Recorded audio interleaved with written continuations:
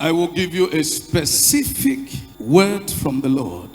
Let this word echo into your heart so that you move along with God. I want you to ask yourself this question. What does the Lord my God ask of me? What does the Lord my God ask of me? I may ask from God eternal life. I may ask from God his grace to walk in my life. I may ask from God his healing power. I may ask from God his deliverance power. As a servant of God, even while coming here, I may ask God, Father, give me the grace to heal your people. We ask from God. We need to ask ourselves, what does the Lord our God ask of us? As his servant, I may be fast with many reasons and ulterior motives to ask God, even in the place of prayer, Father, touch them. Father, heal them. Father, deliver them. Father, bless them. But God has taken us beyond to know his deep things. That our duty to him is to serve him. We have a duty recommended of us as his children. Many people take Christianity today as a asking issue from God. Lord, give me this. Lord, do me that. Lord, do me this.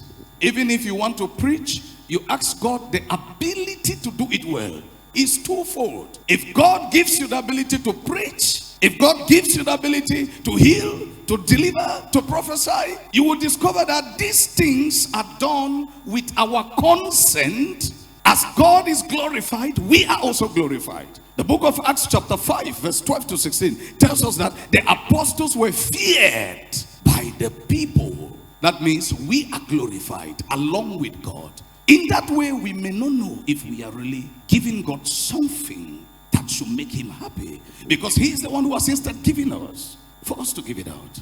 Now, what do we give him? As an apostle, what does God expect of me? As a Christian, what does God ask of you?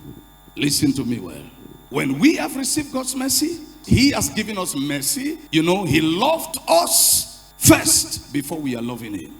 We love him now. We are serving him now because he first loved us. So when he has shown us his mercy, it belongs now to us as his people to inquire what concerns we need to give to him. Our duty to God as God's people is to fear him. I want you to write this down. What does the Lord my God ask of me? At times we even get tired. At times we get discouraged. I've been praying from January to December. I might not have received from God all what I wanted.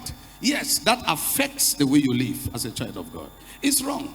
We have a very complete duty, wholesome duty, complete.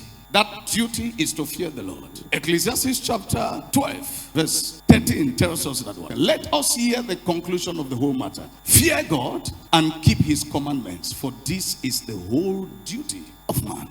Listen to me. That is the whole duty. It means anyone who fears God will never lack the grace of God to be stable as a child of God. When you start experiencing instability in your spiritual life as a child of God, I'm asking, God is not giving me. I'm asking God, God is not this. I'm serving God, God is not rewarding me. I'm doing this. Know that there is a fault in the fear of God in you. You are not doing that duty well. When you do your Christian duty to God, what the Lord asks of you, to fear him, I want to tell you, he becomes your God. You become his child. He becomes your God. You become his servant.